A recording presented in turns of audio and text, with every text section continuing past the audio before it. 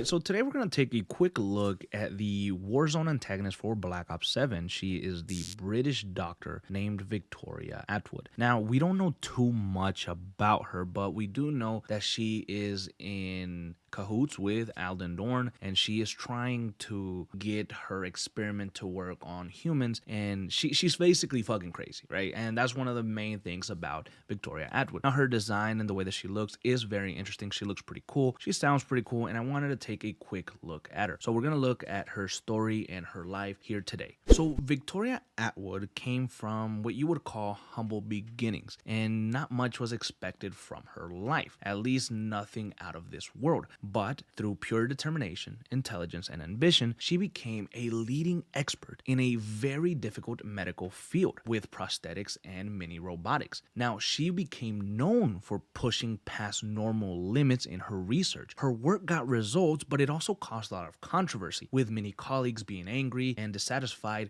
with the way that she was doing things. Some would even call it a breach of ethics. Eventually, her success would earn her a top position at one of the world's biggest technological division companies, the Guild. She would be put in charge of the company's most secretive projects. Atwood focused on changing the future of warfare, developing new technology that would give the Guild a major advantage on the battlefield. Now, after the capture and death of Emma Kagan, the CEO of the Guild, Atwood would be put in a new position. She would be tasked with leading a new project called Synapse, created under orders from the acting CEO, Alden Dorn.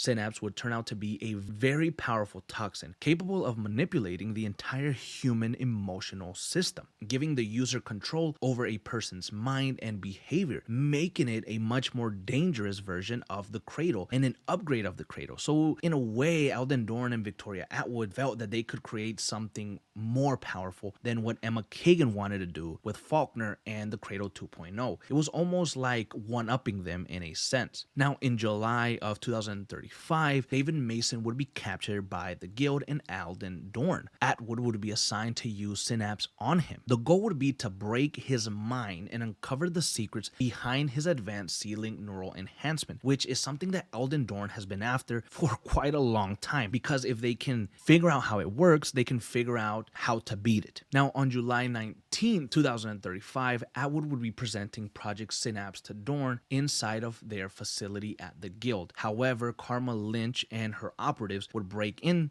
to rescue Mason, and a big fight would ensue. It's a beautiful thing, isn't it? The empty mind. No hopes, no dreams, no fear. Mason's mind was a twisted nightmare we had to untangle from within. But we're closer to recreating the ceiling than ever before. As for how we control it...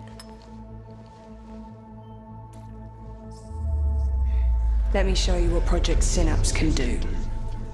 Where the Cradle merely induced fear, Synapse commands the entire emotional spectrum.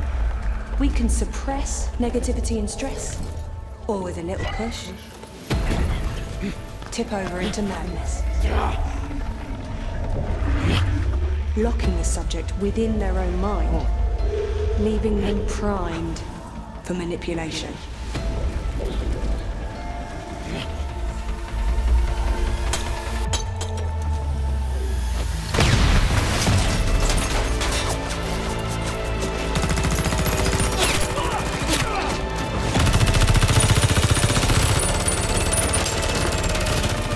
Get out of here! I'll handle this.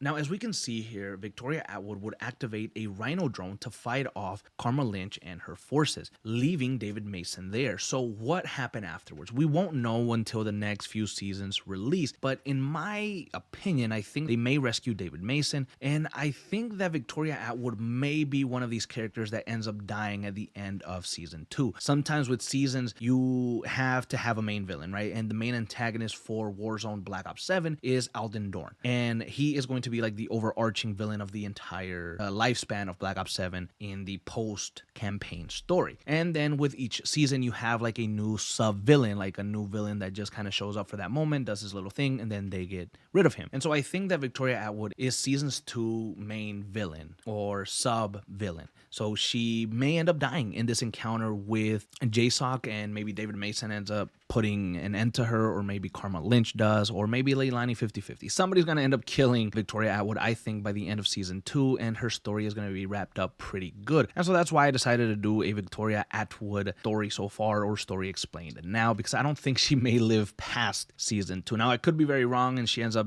putting the drone out, and then she makes a run for it and actually is able to escape. But I think she sacrificed herself for the cause. I think she sacrificed herself for the guild, and I think she sacrificed herself for her technology and to allow Alden Dorn to escape, to be able to continue the research that they were working on together.